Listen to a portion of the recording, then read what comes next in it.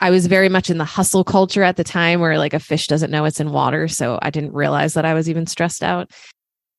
And then as I got into my later 20s and I was making more money, I just realized that like more money doesn't solve financial illiteracy. If you can't manage $1,000 and you can't manage $1 million, you know, I don't really look at myself as a late starter. I think all of us wish we would have started earlier. Like I just met a 27-year-old the other day that started investing in a Roth when he was 18, like fully funding a Roth when he was 18. And I was just like, oh my God, you're amazing. Now I automate everything and I don't pay as close of attention, but I'm in the financial position now to do that. I really looked at debt as like, this is a season of life where my hair is on fire. And so I need to be really like strict during this time. And the way I explained it to them, even with the Camino, is like, hey, if I was pregnant, I'd be taking 3 months off and I'd come back exhausted. I don't want to go birth a child. I want to birth a world adventure. I think for me, the Camino, there's much more of an emotional component because the whole Camino to me is about the people that you meet along the way. The people you collide into have something to teach you. It's really impactful. I'm working on now, like changing the way I approach my life, like my being rather than my doing. And that's not something that like money can really solve for me. But yeah, in terms of what money can solve, there's nothing that I would do differently if I had $10 million tomorrow. You'll always make more money and figure out your money. You'll never get back the time that you spent feeling bad about it. And so I don't believe in having money shame. You know, you can do irreparable damage to your health and to relationships, but money is 100% fixable. Like that should be something to celebrate versus feel bad about. Hi, and welcome to Catching Up to FI, a podcast on mindset, money, life on the journey to financial independence. I'm Bill, and I'm a late starter. I'm Becky, and I'm also a late starter, and we're your hosts. We're here to help you with your journey to financial independence, no matter where you're starting from. We're going to talk to other late starters, experts, and we'll explore topics related to our mission. Join us as we catch up to FI together. Hello, and welcome back to Catching Up to FI. I'm Bill Yount with my co-host Becky Heptig, and today we're here with an exciting guest. Merriam is the founder of the Economy Conference, a party about money designed specifically for the FIRE movement. That's Financial Independence, Retire Early. She's also the host of the popular podcast, Optimal Finance Daily, where she narrates articles from the best personal finance blogs on the planet. They have almost 1 million downloads per month. Amazing. Discovering the FIRE movement in 2015 led her to get out of $30,000 of debt in 11 months, save and invest 60% of her income, and even take a 2-month sabbatical to walk 500 miles across northern Spain on the Camino de Santiago and self-fund her own business. She retired from her corporate career at 33 years old and now helps others find community and inspiration on the path to financial freedom. She's been featured on Business Insider, CNBC, MarketWatch, Good Day Columbus, WLWT5, as well as podcasts including CUtFI, Bigger Pockets Money, and Stacking Benjamins.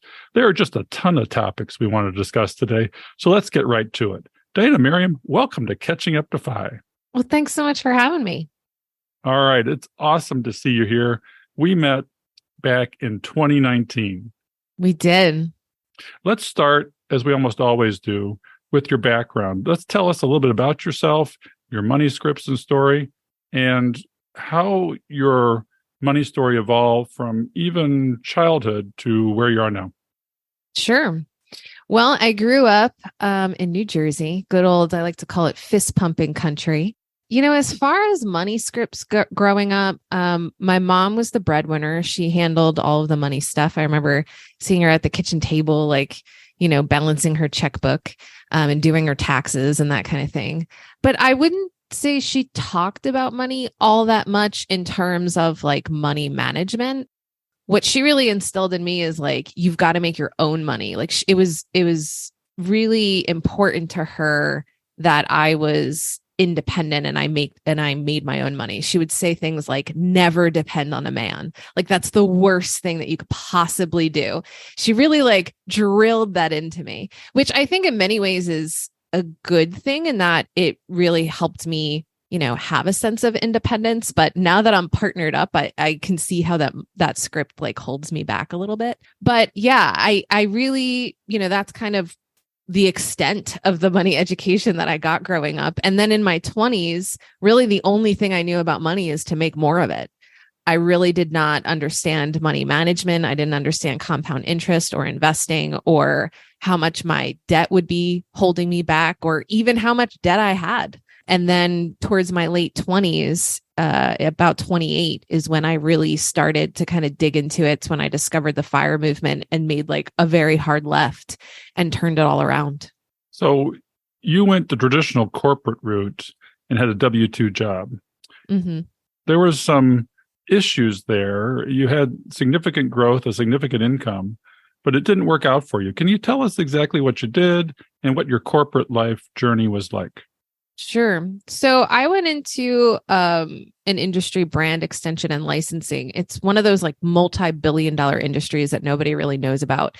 A lot of the stuff that you buy is licensed, meaning that the brand owner, we'll give you an example, Welch's Fruit Snacks. It's a $400 million business that everybody knows. Welch's Fruit Snacks is the number one selling fruit snack. Welch's doesn't make that. They have a licensee who basically takes on all the risks. They develop the product, they manufacture it, they sell it, they market it, they distribute it, all of that. And then they just pay a royalty back to Welch's. There's a lot of stuff that you buy that is set up in this business model. So that's the industry that I worked in. And the last company I was with, I was there for 9 years, which is like kind of too long in this day and age. Like now looking back on it, like I tell people, younger people especially, like you've got to hop around. If you really want to increase your income, you really do have to hop around. But there was a period of time where I got like 20 to 25% raises 3 years in a row. So my income shot up significantly in a short amount of time. But what happened towards the end, I had a fairly happy 9 years. It was a stressful situation, but it was one of those where like I was very much in the hustle culture at the time where like a fish doesn't know it's in water. So I didn't realize that I was even stressed out. But towards the end, I got a new boss and the party was over. It was just the dynamic had completely changed. It became very clear that the company no longer valued me. And, I had an inflection point where, I had a pretty hard conversation with my boss and then I decided to quit. And I think being in this financial position, it astounds me how much when I made that announcement to my audience, I got so many emails from people talking about how either they were in a similar situation or they really hated their job. And they're 2 years away from financial independence and they're just going to like grin and bear it. And that just seems like madness to me. Like, I think if you really hate your job, you either find a new job or you leverage the financial bandwidth that you have to get out. Like most of us listening to this, I think already have too much money to tolerate being miserable at work. And so I just decided not to tolerate it anymore. Diana, how old were you when? 33. Okay. Yeah. We want to get into this, into the details of it a little later, but so you left the corporate job at 33. Mm-hmm. Yeah. Okay. And then we also want to talk, when we get back to this, I want to talk a little bit about why you left that job and what happened after that. So in the intro, we mentioned that you were $30,000 in debt. So tell us, let's talk about your debt journey. How did you get there? What was the debt? And when did you realize that something needed to change about that? Yeah. So I went to college on a full academic scholarship and I worked the whole time I was in school. So in theory, I should have graduated with no student loan debt. However, I took out student loans for living expenses because they were offered to me. And it was actually like a lot more money than I needed, but I like took it out anyway. So I ended up, and I had been paying those throughout my 20s. I didn't even really know how much it was because how with student loans, it's like a bunch of tiny ones, all separated. So I ended up at 28 running a credit report on myself where I got to see like my collective debt because I just wasn't paying attention. And it was 15 grand of student loans. And then it was 15 grand of credit card debt from just living outside my means. And this is my financial illiteracy kind of showing itself because, you know, there were times in my 20s where I was like making fairly good money for someone my age and I had a surplus, but it made me feel insecure to like see that cash leaving my bank account. And so I would pay the minimum on my credit cards thinking, oh, I'll pay them off eventually, or I'll worry about this when I have more money. Because I just assumed in my 30s, I would be making like millions of dollars. And so I was just kind of putting it off where I'll deal with this later. I'll deal with this later when I'm making more money. And then as I got into my later 20s and I was making more money, I just realized that like more money doesn't solve financial illiteracy. If you can't manage $1,000 and you can't manage $1 million. And so what I realized is making more money doesn't solve this problem. Really paying attention to the gap between my income and expenses and how I deploy that gap is going to be much more important. Yeah, but I would say like the student loans and the credit card debt were just me living outside my means and not paying attention. There's really no other way around it. I can totally identify with that story. There's so many times when I thought, if I had just paid attention. Yeah. Yeah. I think our audience of late starters, and actually, would you consider yourself a late starter? I mean, I was 28. And when I see how quickly things can change once you like really take it seriously and start paying attention and develop the interest in paying attention, you know, I don't really look at myself as a late starter. I think all of us wish we would have started earlier. Like I just met a 27-year-old the other day that started investing in a Roth when he was 18, like fully funding a Roth when he was 18. And I was just like, oh my God, you're amazing. And even in my work now, like I produced the economy conference at the University of Cincinnati. The first year that I did it, I like heavily marketed to college students because I really thought that they would be interested in this because I wish I would have known about this when I was in college. And they have absolutely no interest. I do think you have to have like some kind of financial pain to like really take it seriously. So no, I wouldn't consider it a late start. Okay. But a lot of our audience does have debt. And that's often the start to the journey is to recognize that you're behind the eight ball. Let's go through the granular methods that you use for payoff. Once you realized it and you paid it off, I think in 11 months, what exactly did you do and what was your process? So the first thing I did, there were two things. I used a debt reduction calculator. Like if you just Google it, I used like a free one that I found and it compared the avalanche to the snowball. Like there was a drop-down menu where you could see like what either option would, you know, how fast you could pay off your debt. But what was interesting about the calculator is like you put in every single one of your debt accounts, all the interest rates, the minimum payment, what your balance is. And then it just kind of tells you month to month, you know, how much you should pay towards each debt.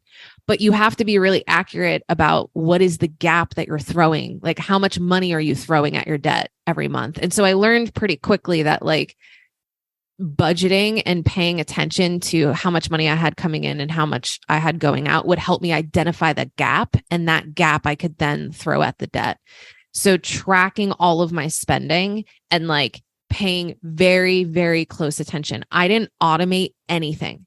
Every 2 weeks when I was paid, I forced myself to go into my accounts, follow the debt reduction calculator. I wrote down every expense manually in a tracker. Like to me, it was really important to not automate anything so that it would force me to pay really close attention. Now I automate everything and I don't pay as close of attention, but I'm in the financial position now to do that. I really looked at debt as like, this is a season of life where my hair is on fire. And so I need to be really like strict during this time.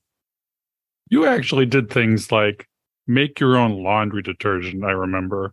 And there's, what were the fun things you did? What were the sort of gamifying the paying off of debt that you did?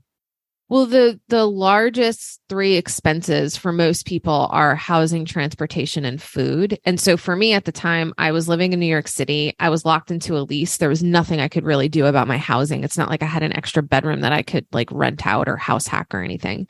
Transportation, I didn't have a car. I was using public transportation and walking everywhere. There wasn't much more I could optimize there. And so the last category is food. And really my biggest like place where I was wasting money as I was going out a ton. Like I definitely had my 20s, right? And so I'm going out like drinking with colleagues every night. I'm going out to dinner constantly. And so the way I solved for that is I started like making my lunch every single day and bringing it to work. So I basically started like cooking every meal that I ate. And I was feeding on myself on like $50 a week. I mean, I got pretty efficient on the food side of things, but really the need that I was trying to solve in spending all that money going out is I just really needed social connection. I'm an extrovert. And so the way I solved for that is I basically made my apartment more fun than a bar. And I would invite all of my friends over for dinner. They would bring all the booze. I would make the food. I would invent all these games for us to play. I would host clothing exchanges with my friends where they were all much more fashionable than I was. So they would clean out their closets and I would benefit from their free clothing and also just hanging out in my apartment. And so just being like creative and resourceful on figuring out like when I'm spending money, what is that core need I'm trying to solve for or meet? And how can I do that in a more resourceful way? And that kind of opened up some creativity and in ways that I wouldn't have expected. I mean, a lot of things that I read about getting out of debt is this is going to be hard. This is going to feel like deprivation. This is going to like not be fun. And in my experience, I figured out how to make it fun by adding creativity and like seeing it as an interesting challenge. I think I recognized that if this was internally motivated change, if it was externally motivated by like an income loss or a job loss, I think it would have been much more of a struggle. But I was able to experiment. And there were times when I went too far, like making my own laundry detergent and face wash. Like, I did that for a little bit and I was like, I think I just like buying this stuff. Right. But I gave myself the freedom to try and then realized that wasn't for me. And there were other things that I tried that were for me. It was very exploratory and experimental because it wasn't instigated by like an external force. It was very internally motivated. I love that. I've heard people in the past talking about gamifying their savings. You gamified your debt payoff, and it sounds like that totally kept it from feeling like deprivation because it could easily feel like deprivation. I've even heard way back on the CUtFI podcast where they would talk about having people over to their house rather than going out, and everybody brings a 6-pack of their favorite micro brew, and it's like going to a brewery. So I love that. I hope that our audience is taking notes about this. So, Diania, were you doing any saving or investing while you were paying off debt, or were you totally focused on the debt payoff? I early in my 20s, when I got my first job, I think I had been advised by someone at some point to like, just contribute to my 401k to like the match. Right. So I must have been doing that for some time. I remember being like 25 and I think I had like 25 grand in my retirement savings. I had a friend who was a financial advisor that like invited me to some gala or something. And I remember sitting next to this guy and telling him I knew nothing about money and just told him what I had. And he was like, well, at your age, even if like you would be okay if you just like let that ride. I don't honestly, like, I just remember like that being very eye-opening, like, oh, maybe I'm not in as bad a position as I feel like I am. He didn't know what I was invested in and stuff, but so was that before? That was before. Before you started the debt payoff? When I got to, 28 and I was paying off my debt, I did make, and this is not an optimal decision. I did make the decision not to stop contributing to my 401k, even like to forfeit the match basically for that time period. Because to me, it was like I thought that would motivate me more to do this faster. I mean, 30 grand in 11 months is pretty fast for most people. And so, I think for me, it was the right decision. I would tell anyone else to do that because it's not the most optimal way, right? I probably could have taken a little bit longer to pay it off so that I could at least be contributing to get the match because that was free money that I was throwing away. But I think that the decisions we make around money aren't always the most optimal ones, right? They're also very emotional. And it's like when people pay off their homes, 9 times out of 10, the math works out that your interest rate is low enough that you probably shouldn't pay off your home. But it's the psychological benefit that people have of not having a mortgage payment that causes them to do that. I would say that my decision to stop contributing to, and also I didn't understand anything about investing at that time. So when I started investing again after I paid off debt, I was in a better position to choose a low fee total market index fund versus the target fund that I think I was in. Did you know at the beginning of your debt payoff journey, had you calculated that it would take you 11 months? I got a raise during that time that significantly sped it up. And I kept changing the amount of money that I was throwing at the debt. So I think the first time I ran the calculator, it said it was going to take 2 years. But then as my income increased, I further decreased my expenses. That shifted and changed. So that's what's cool about the calculator is that it gamified it. I would go in there and be well, if I put $100 more this month, or I just got a gift, should I throw that at the debt? It showed me how much of an effect it would have.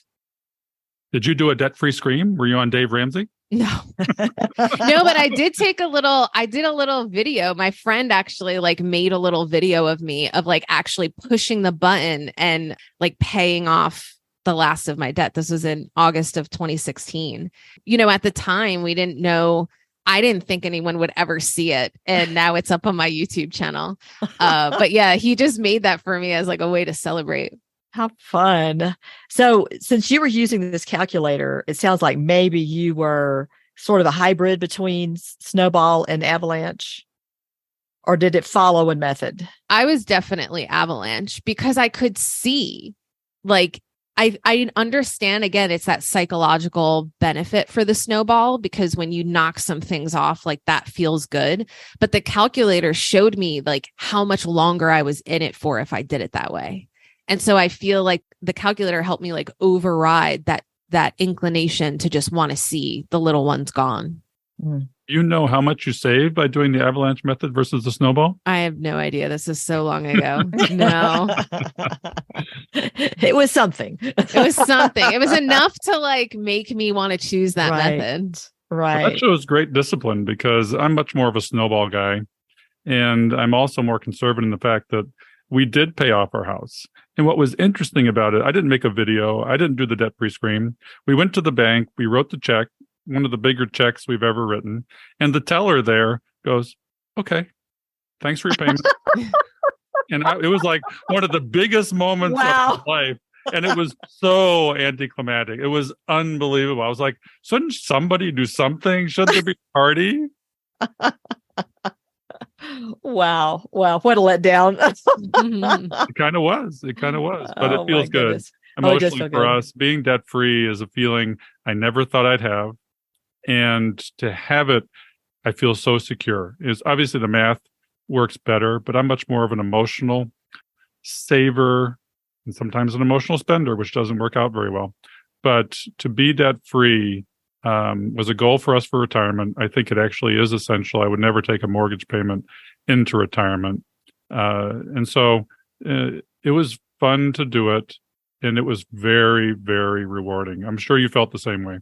Oh, yeah. It's my favorite part of my money journey. I would say it's the most satisfying part. It's just a huge weight off your back. And you just see when compound interest isn't working against you and it now starts working for you, it's just amazing to see. I think a lot of people don't realize that compounding works against you just like it can work for you. And when it's working against you especially if you're talking about credit card debt, that's a huge number. I mean, it's pushing back so much harder than it can push forward for you. So yeah, I think debt is just a financial freedom killer. Mm-hmm. Absolutely. Yeah. But what debt do you have now? Do you have a car loan? No car loan. Just a mortgage, but my mortgage payment is $600 a month. So to me, the mortgage doesn't bother me at all. I bought a house that was very well below my means. And so I feel secure in that. I mean, for me to cover a $600 mortgage is like, it's not a lot of work to do that. And why did you geo-arbitrage from New York to Cincinnati? I love Cincinnati since you moved there and have the economy conference there. I didn't go to Cincinnati till you did that. What was the motivator to go from New York to Cincinnati? I mean, it sounds like a really strategic move, but honestly, it wasn't at the time. At the time, I was this was 2017. I wanted to take 2 months off of work to go walk the Camino in Spain. And at that point, I had moved like every single year in New York City due to roommate situations or the landlord, raising my rent $100 every year. It would just force me, to move. And so by that time, I was just so burnt out on moving. And my landlord wasn't going to let me sublet my apartment for 2 months. And it was $1,800 a month. To just throw that away just felt like, okay, well, my lease is ending. I don't want to stay here because I can't sublet for 2 months. I'm going to have to move anyway. Why not make it a big move to go try something else? I mean, I'm already asking my employer for a big ask. I might as well ask for even more. And so I had originally thought I was going to go to Washington State and go stay with my aunt for a little bit. Because in my mind, like anything could have happened on the Camino. I could have decided on a new career. I could have met a man. I could have decided I was going to travel the world. Like I just felt like my whole life was going to change on the Camino. And so I was just in a holding spot before I went. And I had a friend in Cincinnati who we knew each other in New York. We were really close for like 5 years in New York. And she went to school here and met her husband here and ended up moving back in 2016. And I just visited her 3 times and really, really liked it. And so I figured, let's just try it. And if I don't end up liking it, I could always just move somewhere else. But the idea of like starting over in a new city really intimidated me, just like the Camino really intimidated me, just like investing really intimidated me. All of it, it's like as soon as I did one, it just it snowballed. That's what snowballed for me in taking on other risks and trying things and having a little bit more confidence to do things that, had intimidated me in the past. Yeah, we accidentally geo-arbitrage from a high cost of living area in Chicago to Tennessee. And it was accidentally one of the best decisions we ever made. It was like a downsize. And then we further downsized a few years ago from the big doctor house to our current home. Was downsizing hard for you? Or did you the benefits of it just far outweigh any of the pain? Well, for me, it was like upsizing, I guess, because I'm used to like really poorly taken care of New York City apartments with like landlords that didn't care about their properties, So for me to like move to Cincinnati, the first place I moved was an apartment that was kind of comparable to what I had in New York for half the price. And then I bought a house. And again, my mortgage is $600 in like, this is the most space I've ever had as an adult. It's only like 1,200 square feet, but to me, it feels like a mansion because I'm used to like living in a shoebox. So you went to your employer and asked, and we want to get into the Camino discussion here really quick, but you went to your employer and asked for 2 months off for the Camino. And then did you ask them to be able to move to Cincinnati and then work remotely, which obviously was before COVID? Right. Yeah. This was in 2017. Mm-hmm. And they said yes. Yeah. But it was really during a time where I had this amazing boss who really believed in me. This was like the 3rd year of the 3 years getting those big raises.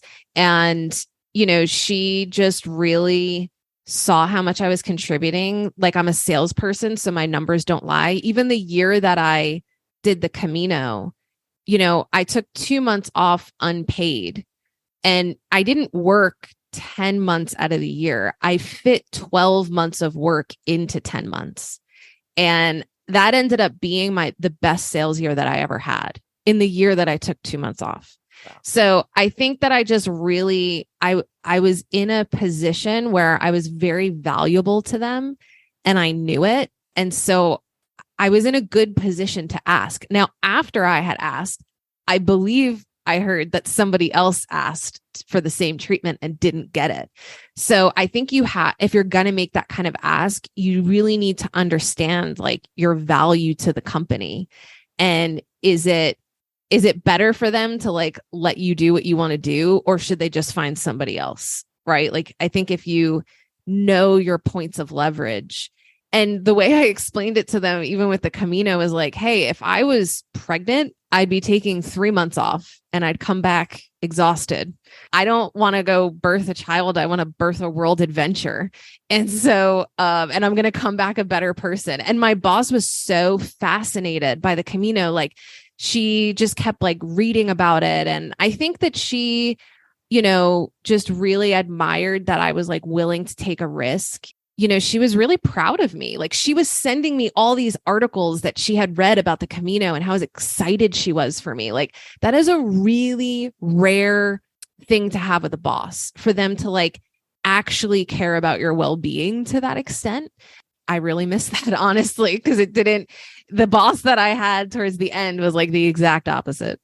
I would view this as a mini retirement. Yeah. Part of the transition you had to your new life. For our audience, they may not know what the Camino is. Can you take us through kind of what it was and how massive of an undertaking this actually was?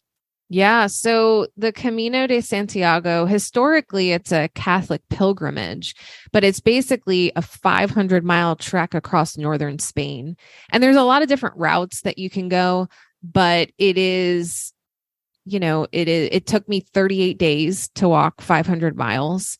It's not like the Appalachian Trail where you're like carrying all your food and you have to ship food to yourself and you're camping every night. You basically are walking from one medieval town to the next, anywhere from, 10 to 20 miles a day.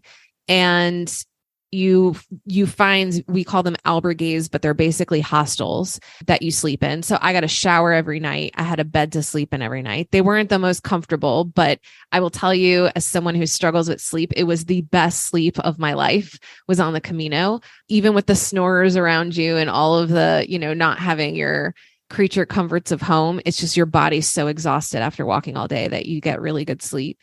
Yeah, people do it for a lot of different reasons. Again, it's a Catholic pilgrimage, but I've only actually met one person on the trail that was doing it for penance.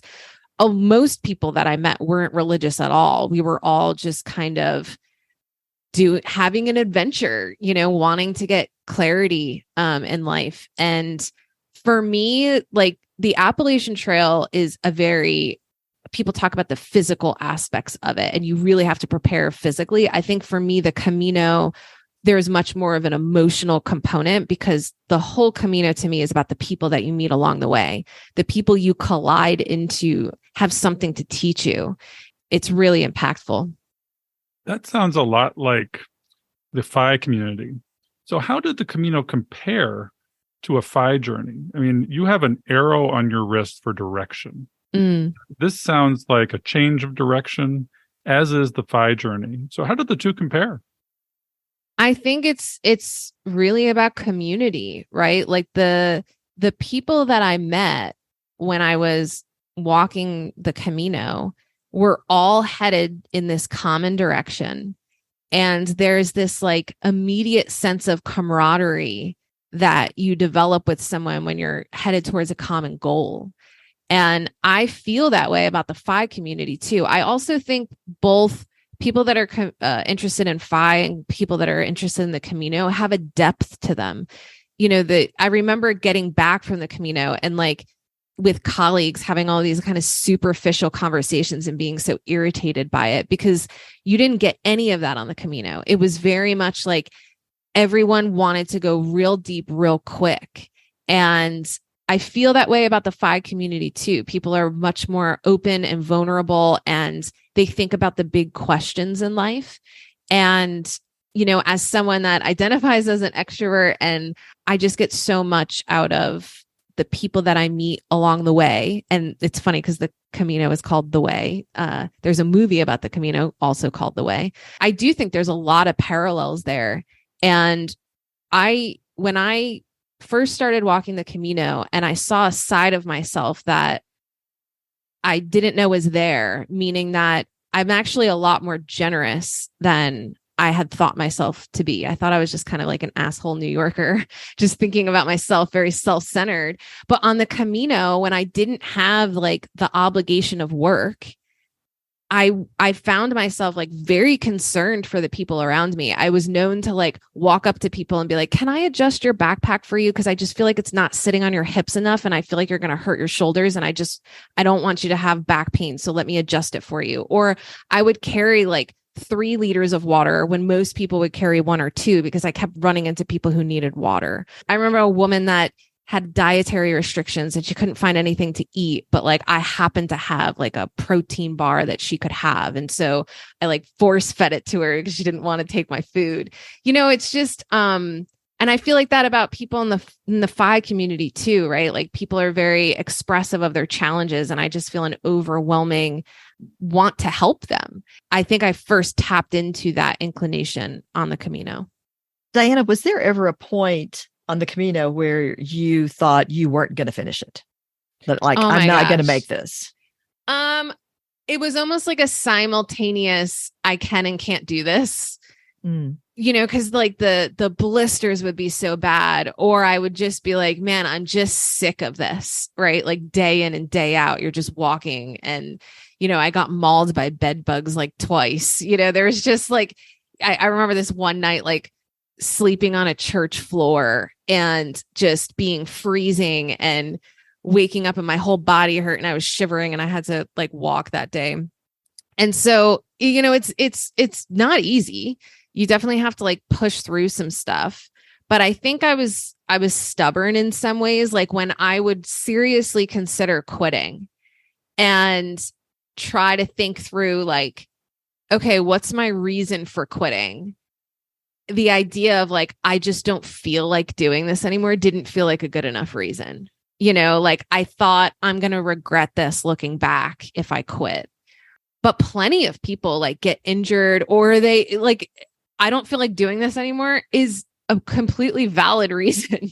I just like wasn't going to let myself off the hook. I was a little bit stubborn about it, especially because I had like changed my entire life to be able to go do this thing, that the idea of like quitting just felt mortifying to me. One of the things you do on the Camino is you carry your life on your back. You went from New York and probably stuff and all this stuff.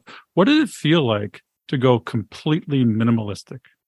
It's just amazing, like how much you carry that you don't need, and how personal it is. Like I have, when people ask me about the Camino, I always share my packing list because it's something I worked really hard on before I left. I did so much research. I talked to at least 20 people who had done the Camino and had them review my packing list. I had like so much deep thought for months and months put into what I was going to take with me to make sure I was prepared. And I listened to everybody else's advice on what I would need. And while I was walking, I journaled every day. And one of the things that I journaled about was what I took that I should have taken, what I wish I would have taken, and what I took that I didn't need. And so it was really interesting to me how like following everybody else's advice, like, you know, people will tell you, well, there's tons of stores and stuff. Like you don't need to bring everything. You can buy stuff along the way. But one of the most important things that I found out that I needed for my toe blisters, like the blisters in between your toes, the best thing that worked for me was lamb's wool that you like wrap in between your toes. And I met this Englishman that like had some and he would like keep giving me some. That is not something that you can buy anywhere in Spain. I couldn't find it anywhere. And I had never read about it. No one talked about it, so it's like, I kind of had to discover it for myself. The other thing was like, I read so much about like socks, and people said, you got to wear toe socks with, wool socks over it. And so that's going to keep things dry. That's going to help with friction. Well, we all become like witch doctors on the trail, right? Like figuring out our own ailments. And so with blisters, you're dealing with three things. It's moisture, friction, and pressure. And so you have one or all of those three things in some kind of combination that you've got to figure out. And so what I ended up learning is that the toe socks, even though they were very thin, they were just thick enough to create too much pressure. And so even though I was solving for friction and moisture, it was the pressure that was a problem. And so as soon as I stopped wearing the toe socks, my blisters got so much better.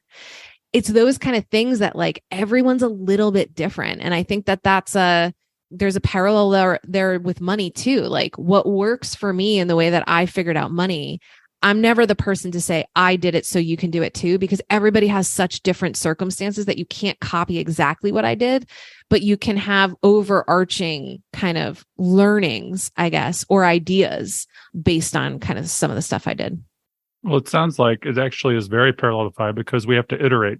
Yeah. We optimize, we iterate, we automate, and you create a path, but things change and you have to adjust.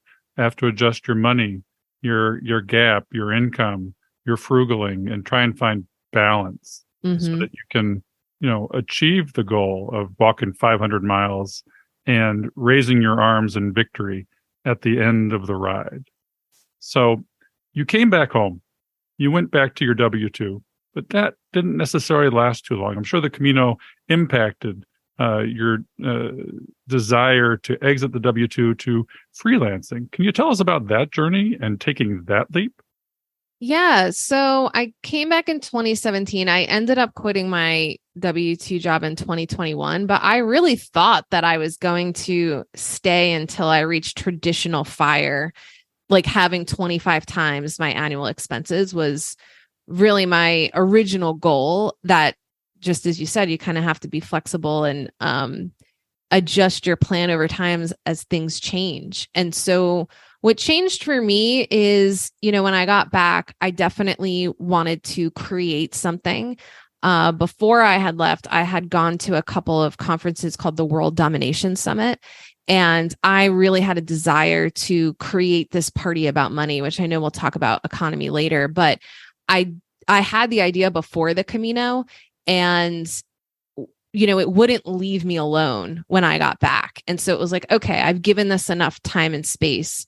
I ended up starting really working on it in the summer of 2018 after I had gotten back. I got back from the Camino in the fall of 2017.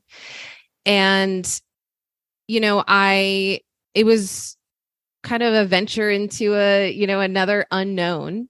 The freelance, like I had never thought that I'd make any income from economy. And I could have never anticipated like how COVID would affect an events-based business. So that's like a whole nother story. But my kind of 1099 income is really from this podcast job that I took on. And this is a show that's been around it probably was around 5 years by the time I took over as the host. And the producers are just looking for, basically a paid voice actor, someone that knew a little bit more about personal finance and can offer some commentary. And I just saw it and was like, I want to go for this. And I auditioned and I ended up getting it. But that's one of those things where it's like the universe just throws something your way that you could have never anticipated. Like, I didn't even know that it was possible to get a job as a podcast host. Most people that I know, like you guys, it's like you start a podcast. I definitely had no interest in starting a podcast. And so this just kind of like fell into my lap. So I did, worked on economy, worked on building it up, and worked on being the host of Optimal Finance Daily for a bit of time before I ultimately quit my job. I do think that having those two things helped with like giving me something to do, and identity, and like a tiny bit of income from podcasting to, so that I wasn't going from like a big 6-figure salary to absolutely nothing. Yeah, I think it helped me kind of not have that hard stop of like working full time to like having nothing at all. Well, that's one of the challenges of retirement is, purpose, identity, connection. We talked about with Jordan Grummett, and you were wrapped up in the corporate world, and then taking the leap into retirement, semi-retirement can be very challenging in managing those issues. When you made the leap, I want to know how much you work now compared to, the corporate world. Do you consider yourself semi-retired? And how is it working out financially for you, having gone into the freelance world? Yeah. So I say that I retired from my corporate career because I really did end my corporate career, right? Retirement is an ending. I just did a presentation that Becky saw at CUtFI about, what is retirement? And it's very vague, right? It's not necessarily about not working. It's not necessarily about drawing down. And I gave like a ton of examples of people that situations that fall into either category. So I got this definition from Physician on Fire, who I saw speak at another CUtFI. And he talked about how like retirement is an ending, and you'll probably have multiple retirements of ending things in your life. But it doesn't mean you're signing a blood oath to like never make income again. I think it's much more about separating your finances from your work. And for me, my financial needs are really minimal. I reached CUtFI status. So even if I don't contribute $1 more to my investments, they're going to grow to what I need for traditional retirement because I have time. And my expenses are fairly minimal. And so I'm able to cover them on just 4 hours of paid work per week. The economy conference is a ton of work that I don't make any money off of. So as far as like, how much do I work now? I would say 4 hours a week of paid work. Well, that's Tim Ferriss. Yeah, That's true. That's true. You must have read that book. Let's take the people on the journey of economy. We need to define what it is and your journey to that so that people understand it and they come to it. Because I've been all 3 years. I find it fascinating. I love it. It's one of my favorite events of the year. Tell us about economy. Well, I'm so happy to hear that you enjoy it. That's the goal for sure. So economy is essentially a party about money. And the idea for it was born out of this other conference that I used to go to called World Domination Summit, which I understand sounds insane. The way I learned about World Domination Summit is because Mr. Money Mustache did a speech there in 2016 and he wrote about it. And so I thought, well, if Pete did this, then I got to go. And so what I found so interesting about World Domination Summit is that it's $700 a ticket. So it's like fairly expensive, but they attract like 2,000 people to go to Portland, Oregon and talk about like unconventional living. I think the theme of the event is like, how do you live a remarkable life in a conventional world or something like that. And so it's not about financial independence, though they do talk about money because that is a source of power and freedom and creates options. But it's really like a collection of digital nomads and people creating charities and people really living life on their own terms. And I always left that event feeling like my life was so full of possibilities. It's almost like I could just see how a big collection of really remarkable people can shift your energy. And I wanted to create something like that specifically about money. And I was so, ingrained in the FIRE movement just as like a spectator. I would never participate online. I was always just kind of reading things and listening to things. I've never really engaged in the FI community because it was mostly online that I knew of. And I just feel like there's so much power in-person connection. It's just different.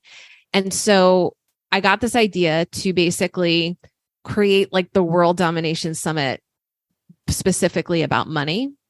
And I went to Camp Mustache in 2019. And this is after I had already started working on economy. And then I started going to CUtFIs. And I just like to say FI is better with friends. Like it has completely changed my path tapping into this community, and like my entire inner circle are are FI people now. And I see people all the time, like online saying like, oh, this is such a lonely path. And I think you can change that. Like, it doesn't have to be a lonely path. You can really tap into the people in this community are absolutely amazing. They are the most creative, generous, intelligent people I've ever met. And I just think my life is so much better now that I have surrounded myself with them in person. I totally agree with that. In fact, Diana, you and I met first at a CUtFI Rocky Mountain in 2019. And when you got up and introduced yourself, you mentioned your idea about economy, and it was in the beginning stages at that point in time. And it is so interesting to have heard that conversation and now see what economy is. I've had the same thought recently that the majority of my circle of friends is now people that I have met at different FI events live. Mm-hmm. And so we continue on Zoom and different methods of connecting, but the ones that I've met in person, I have such a great relationship with, and even travel with some of them now. Mm-hmm. So, and you're right, they are the most generous and giving population anywhere. So what are your goals for the folks? Well, first of all, give us an idea of what economy looks like. And then what are your goals for people who attend? Yeah. So the goal really is to create inspiration and community for people on the path to FI, or for people who have already reached FI. I think we solve like two pretty clear problems that people face on the path to FI. The first, regarding inspiration, like when we first discovered it, I know this happened for me, where it's like you first learn about all this stuff, you have your light bulb moment, and then you have all the fun optimizing all the things, right? You like reduce your expenses, you increase your income, you come up with your investment plan. You're learning so much that like I felt like I was getting all of these light bulb moments over and over and over again when I first started learning about this stuff. And then that kind of calms down over time, right? You start to get into what I call the boring middle of accumulation, where it's just kind of, the basics of what you need to know. You've come up with your plan, you're throwing your money at your index funds, and it's just boring. And so one of the things I really try to do at Economy is to bring in content and presentations that are surprising, that give you that same feeling that you had at the beginning, where it's like, oh, this is new information. I didn't look at things this way before. So learning something new. And this is something that for someone who's been pursuing it for 8 years, like every single time I go to a CUtFI, I learn something new. Every time I go to an in-person event, I learn something new. I still read a lot of online content, but it's a lot of the same things recycled over and over and over again. So I feel like when you go to in-person events, you get new stuff. And so that's kind of one thing. And then the second thing is kind of what we already talked about, the isolation and the loneliness. And, we are social creatures. And so I cannot stress enough how important I think in-person connection is and how impactful it's been for my journey. So those are kind of the two problems that we solve in terms of like the kind of people that we attract. I had done like multiple surveys, and it surprised me the first time I really surveyed the audience and asked like, who are you? Because I originally thought that this would appeal to younger people.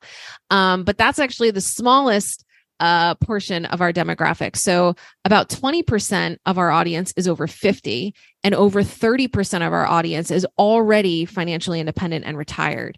And the reason why they come is because they're extremely generous and they love the community. They love kind of helping people that are still on the path. And so that's one of the parts about Economy that I really love, is just seeing people come again and again, where you're like, well, what do they even get out of it? They've already reached FI, but there's still so much to learn about. Okay, now you found freedom, but how do you use your time? That's another challenge that a lot of us face, is this almost like existential crisis when we have so much time on our hands. And that's a big topic that we talk about at Economy. I would say that, whether you're FI or whether you're pursuing FI, it's a great place to meet like-minded people.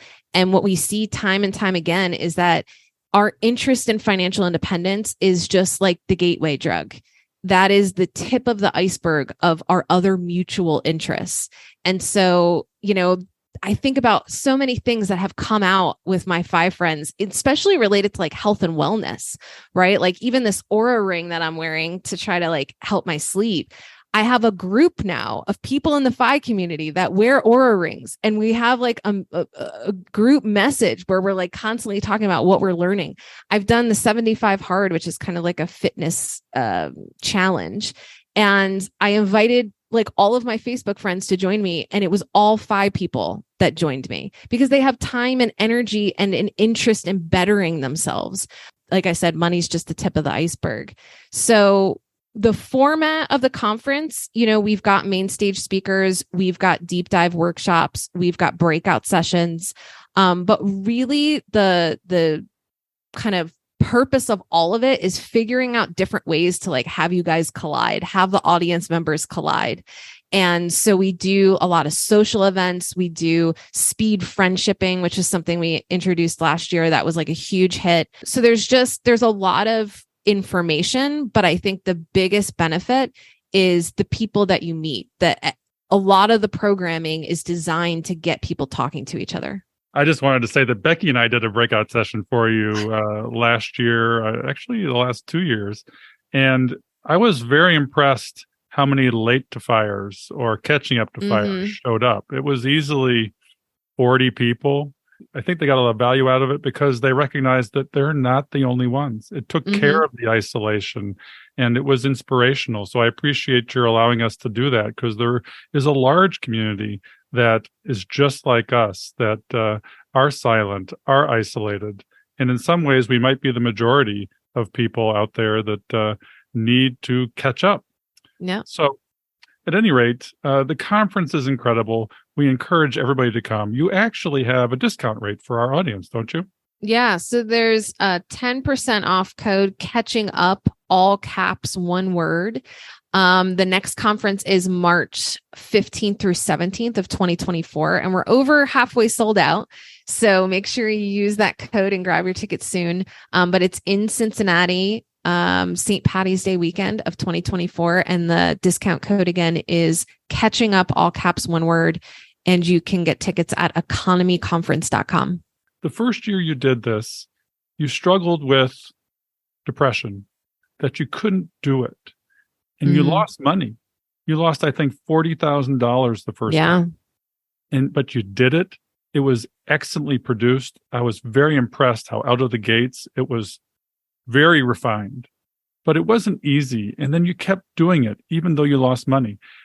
I think in our journey to FI and in the community, there's a lot of people that suffer a little bit with mental health issues. The journey of late starting really starts with shock, depression, shame, migrates into excitement, a little bit of hypomania and control when you dive down the rabbit hole. And then, as you mentioned, you end up in the mucky middle where you're frustrated, you're fatigued, you may be depressed again, and you watch others retire. And then you kind of get to the excitement phase where I can see the light at the end of the tunnel. There is a finish line. I'm going to make it.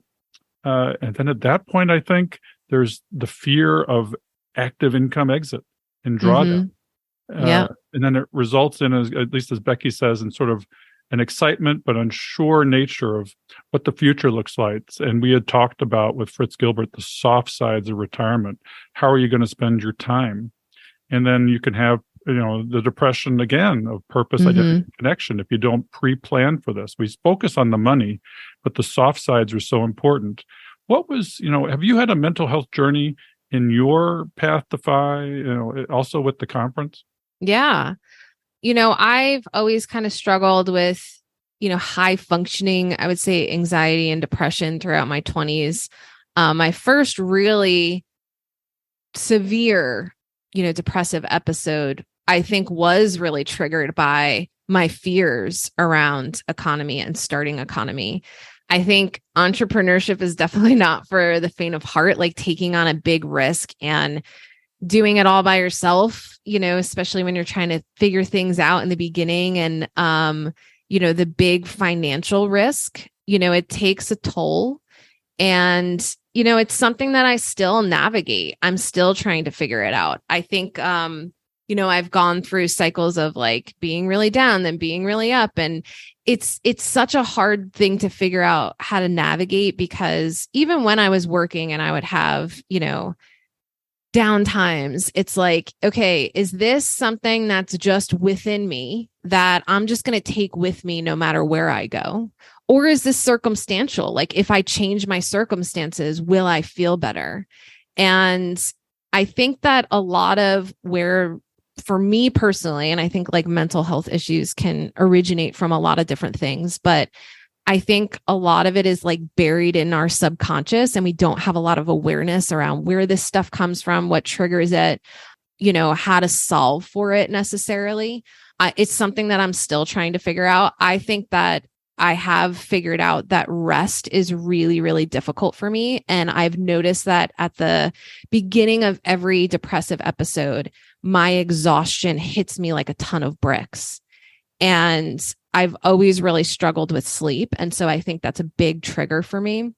But most of us have like a dysregulated nervous system for decades. It's like become our normal, and we don't even recognize that we're dysregulated. We don't even know what it feels like to be in a place of peace. We're almost addicted to our stress and to cortisol that's pumping through us at all times.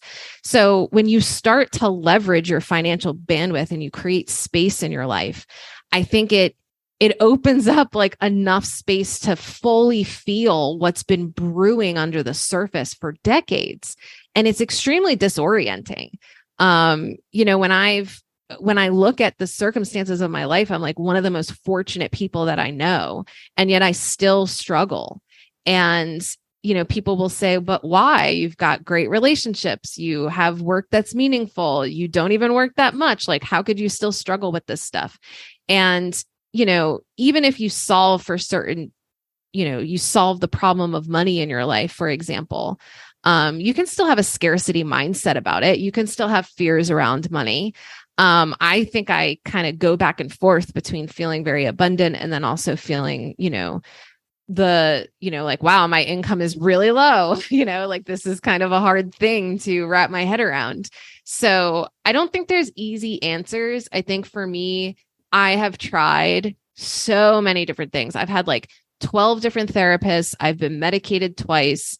I mean, it is very frustrating to me when like you talk about struggling with mental health and people are like, just go see a doctor, just go talk to someone. Like I haven't tried that a dozen times.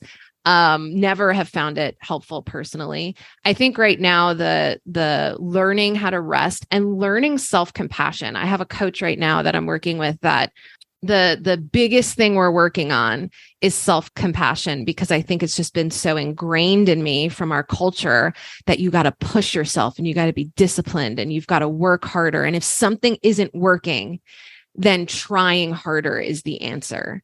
And that isn't necessarily always the answer. And I'm just starting to learn that now.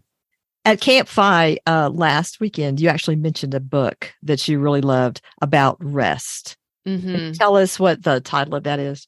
It's called Sacred Rest. And there are some like religious undertones to it. But it's written by an internal medicine doctor. And she talks about how there's like 7 forms of rest and how sleep is not rest. Sleep is our reward for resting well. We have to get our nervous system into a calm enough place to get the full benefits of sleep, for sleep to actually be restorative.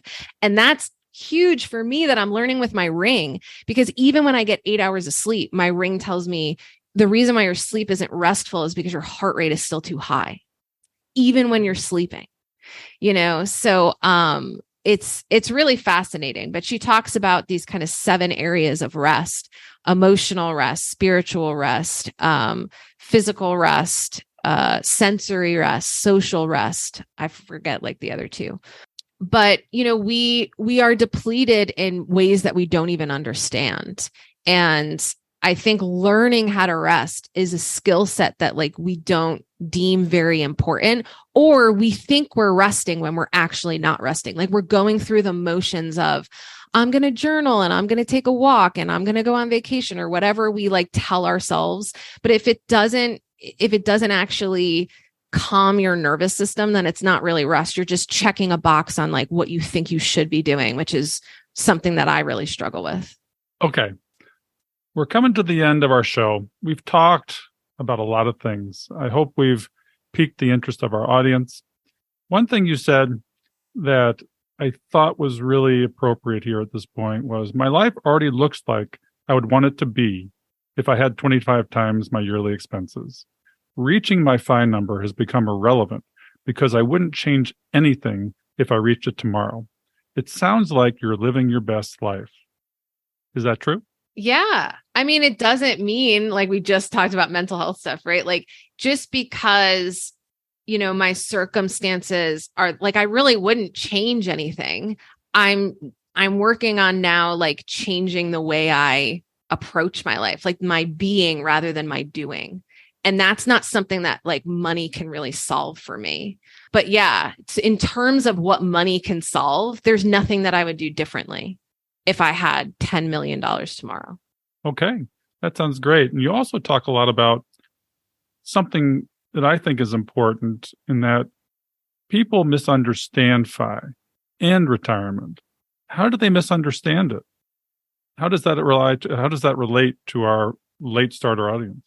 Yeah. I think that especially people very aggressively pursuing retirement or financial independence, we have this perception that we think our life would be better if we're not working. I think that the idea of like, I just don't want to work anymore is a big motivator for people on the path to FI. And I don't think that work is necessarily the problem. I think that how much we work and the pressure we put around work is a huge problem. I think work is actually a really important part of well-being, like contributing to the world, creating what you want to see in the world, being helpful to other people, engaging in, creating things with other people and having that sense of community. Economy is that for me. Like I think about some of the speakers and the people that I work with on the conference, like we are bonded for life because we've created something together, and that has nothing to do with money. But it's certainly a lot of work. And so I think that work in general is important. We just have to right size it. Right? Like it's not about not working. It's about having full autonomy around what we work on, who we work with, how much we work, where we work. I think having a lot more control over work and working less is way better than like not working at all. I think that a lot of people have this perception that they'd be happier if they weren't working at all. And I think that's a bit misguided.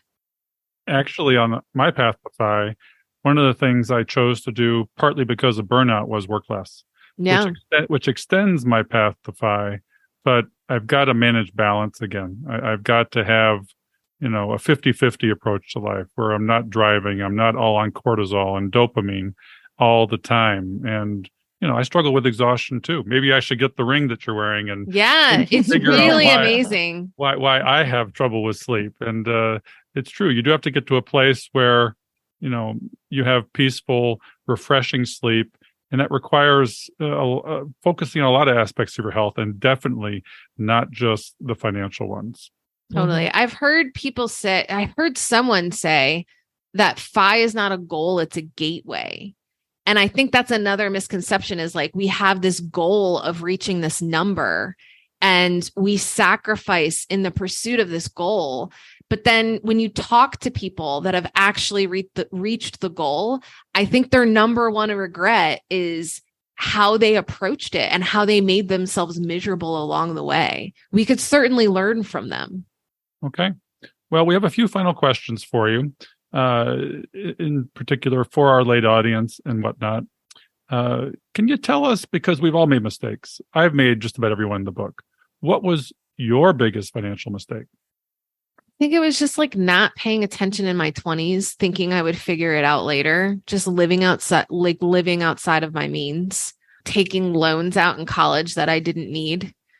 I would say that's my biggest mistake. But the thing that I really love about money is how impersonal it is. Like, it's such a dispassionate, impersonal tool that you could completely mess up and you could still fix it with like little to no long-term consequences. Like, as much as we talk about the importance of like, managing your money well, I think having regret and shame over past money mistakes is just, you'll always make more money and figure out your money. You'll never get back the time that you spent feeling bad about it.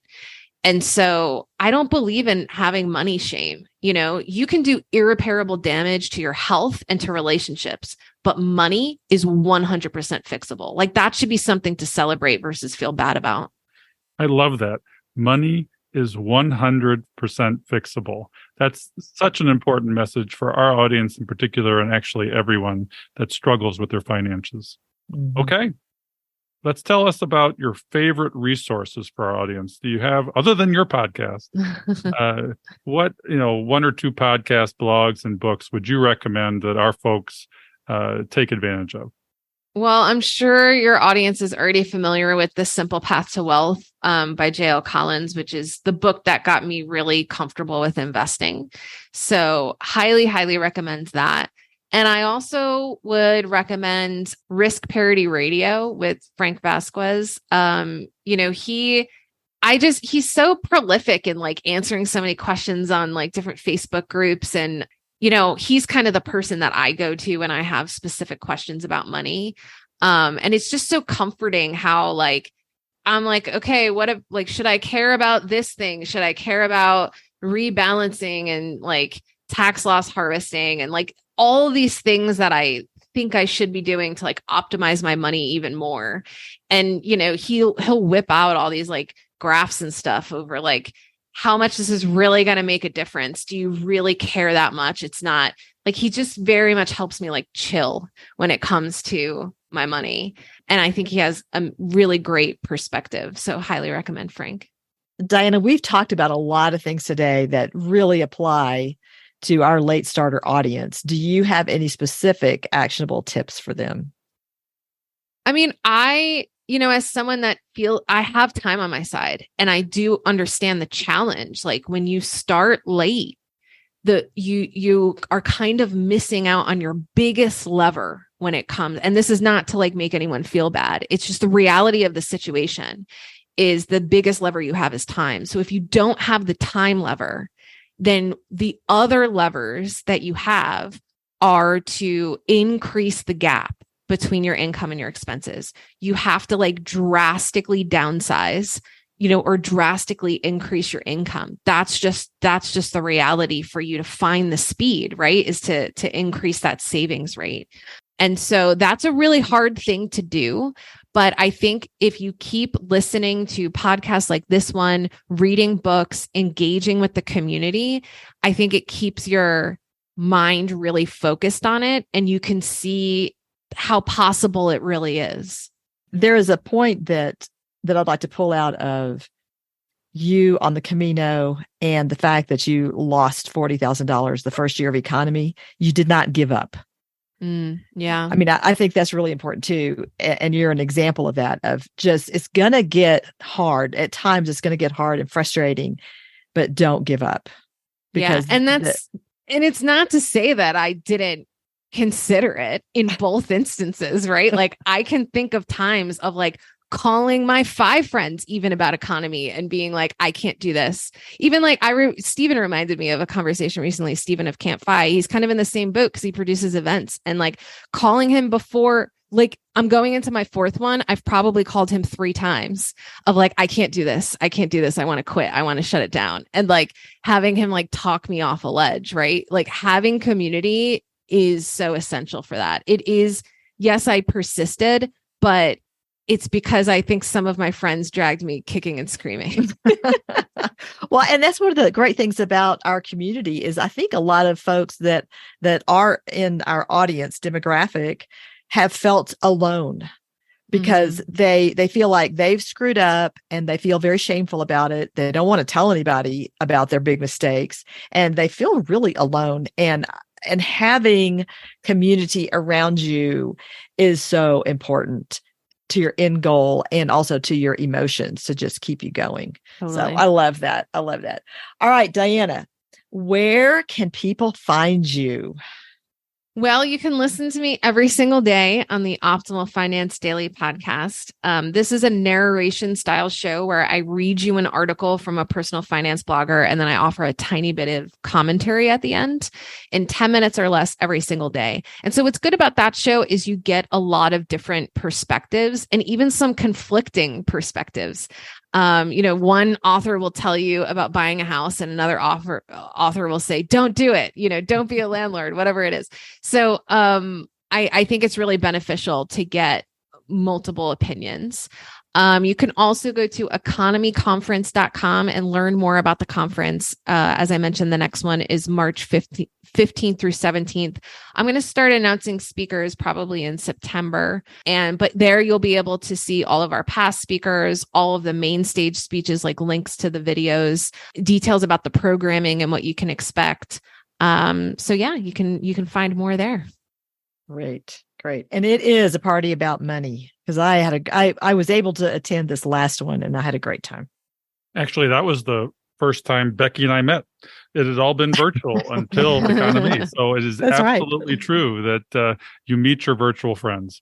Well, Diana, it's been fantastic talking to you today. You've covered so many topics of value to our audience. I just want to say thanks for being with us today, and we hope to see you again soon. Well, thanks so much.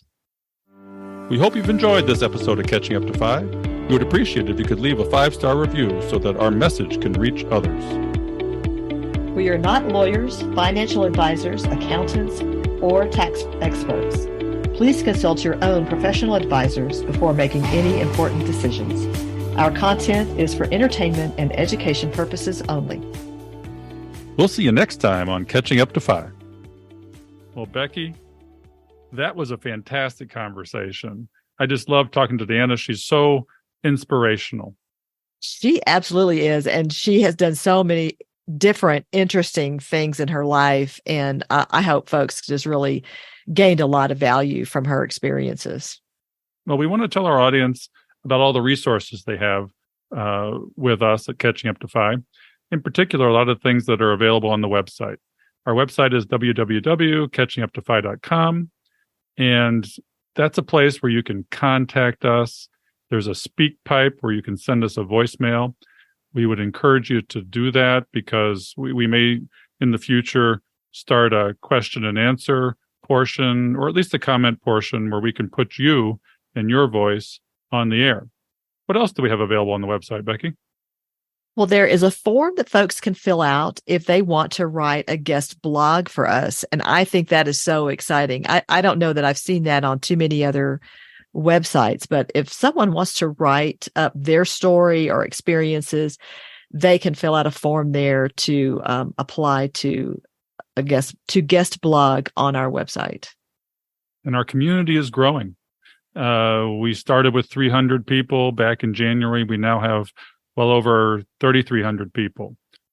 We find it very engaging, and we would encourage people that listen to the podcast to also join our Facebook community. You get your questions answered, you get inspiration, you can tell us your story, and it's one of the most engaging Facebook groups I've ever seen. Don't you agree, Becky? Oh, I love it. I love it. And I love the pictures and the introductory stories that folks are posting. That I think that's great. And on the website, we have a way to get some Catching Up to FI swag. So we encourage you to get a t-shirt and take a picture of yourself in your t-shirt for the community. Post it on the Facebook group. Yeah, we also have resources on there. I put my library of books that I've read on the website. We have podcasts and blogs, and we're going to build this out. It started, but you can go on there and buy yourself a book. I give you a top 25 books that I've found helpful.